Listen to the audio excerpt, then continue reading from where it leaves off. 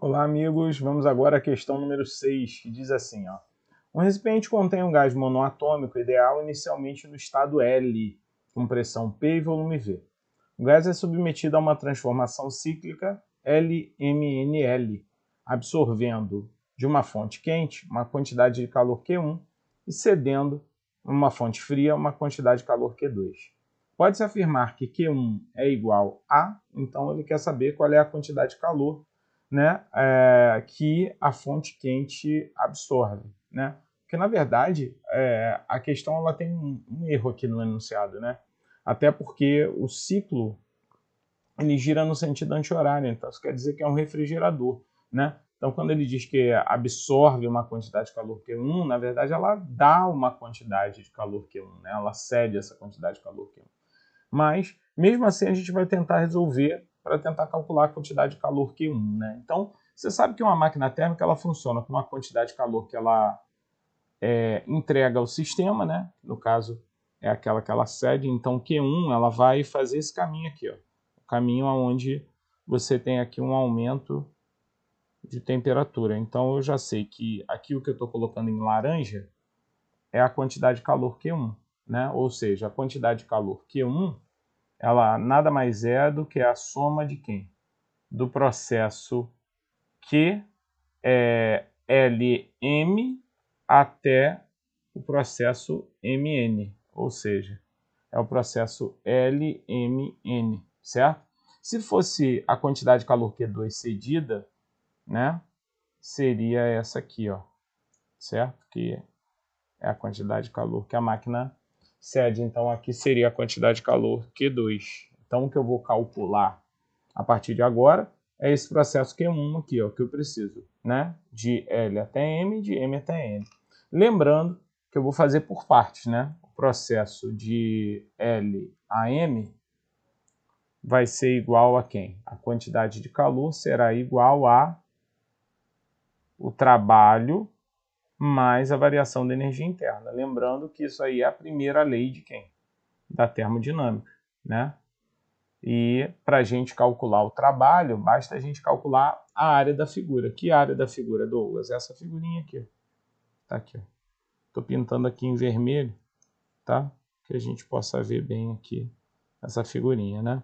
Para calcular essa área, você vai pegar a base, que é 3V, ó. Reparem que é de V até 4V, e a altura que é P. Então, o trabalho eu já sei calcular. É a base, que é 3V, vezes P, né?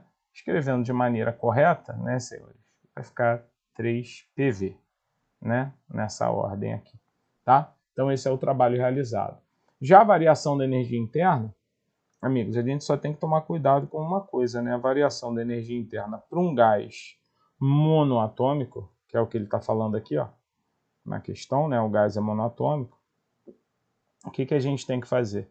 A gente calcula assim, ó, de L até M é 3 meios de NR delta T, no caso, Tm menos TL, temperatura final menos temperatura inicial para esse processo.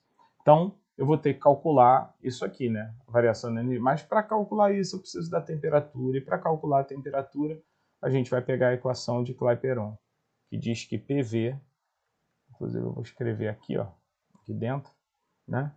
PV igual a quem? nRT. E aí, para calcular a temperatura, basta a gente passar o nr para o outro lado, então vai ficar PV sobre nr. Ok? Fazendo essa continha, senhores, eu vou calcular primeiro a temperatura em L, que vai ser PV sobre nr, tá? Pegando aqui os pontos, o ponto, né? O ponto L, né? Eu tenho aqui pressão e volume, né? E eu vou calcular a temperatura agora em M, que vai ser a pressão que continua P e o volume que é 4V também sobre NR, já que N não muda e o R é a constante dos gases. Acabei de calcular quem? O valor da temperatura aqui pela equação de Clapeyron, né? Prestando atenção agora aqui, senhores, eu vou ter que jogar isso lá para calcular o ΔU. Para calcular o ΔU é bem simples, né? Vai ficar assim, ó, ΔU de LM vai ser igual a 3 meios de NR delta T, que é 4 PV sobre NR menos PV sobre NR, isso vai dar 3 PV sobre NR. Eu vou poder cortar o N e o R com N e o R aqui.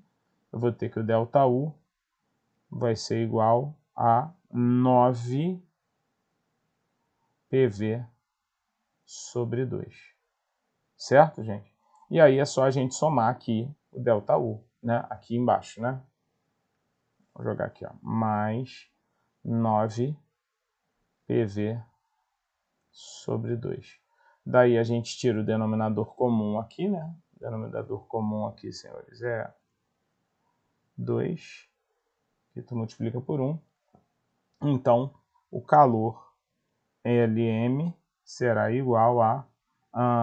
aqui vai dar 6 mais 9, dá 15 PV sobre 2. Né? Essa é a primeira parte para a gente calcular a quantidade de calor Q1. Né? Então, a gente já calculou o calor de LM. Agora, a gente vai calcular o calor de MAL. Então, vamos lá. MAL não, MAN. Né? Que também é calculado da mesma maneira. Q de MN vai ser igual ao trabalho de MN mais o ΔU de MN. E aí agora ficou fácil, porque se a gente for fazer aqui os cálculos, o trabalho de MN, o volume não muda. Se o volume não muda, é porque o gás não expande nem o quê? Comprime, então o trabalho é zero. Então não há aumento de trabalho, né? Ou diminuição, né? Então você não vai ter realização de trabalho se o volume não muda, tá bom? E agora a gente vai calcular o ΔU da mesma maneira que a gente calculou o ΔU de LM. Vai ser ΔU de MN igual a 3 meios de NR TN menos TN. O TM eu tenho, só não tenho TN, mas TN a gente vai calcular da mesma maneira que a gente calculou aqui a temperatura. Vai ficar 4V vezes 4P, ó, 4V, 4P dividido por NR. Ou seja, a temperatura em N será igual a 16 PV sobre NR. E agora a gente substitui aqui e só calcula o quê? O ΔU nesse processo. Então, ΔU de MN será igual a 3 meios de NR vezes 16 PV sobre NR menos 4 PV NR vai dar 12 PV NR. Posso cortar o N e o R daqui com o NR daqui. Então você vai encontrar que o ΔU de MN será igual a 36 sobre 2, 18 PV. Então, a gente acabou de calcular esse ΔU e a quantidade de calor de MN vai ser igual exatamente a zero mais isso, ou seja, vai ser 18 PV.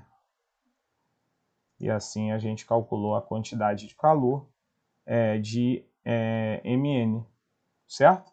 E agora a gente vai calcular a quantidade de calor total no processo em que ele ganha calor. Vai ser 9 PV sobre 2 mais 18 PV. A gente também vai tirar o denominador aqui comum, que no caso é 2. Então aqui tu multiplica por 1, aqui tu multiplica por 2. Então vai ficar 36 PV mais 9 mais 15, perdão, senhores.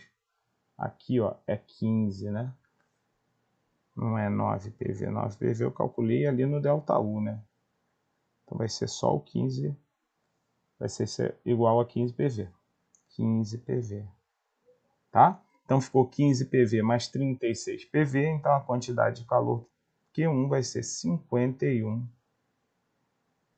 PV sobre 2. Reparem que essa é a quantidade de calor Q1 nesse processo. E o gabarito, senhores, aí é a letra D de Douglinhas. Uou. Ó. Um grande abraço para vocês. Mas lembrando que essa questão toda ela foi feita em cima de uma pergunta que está errada, tá certo? Então, tomar cuidado aí na questão, tá? Um grande abraço a vocês. Até a próxima, senhores.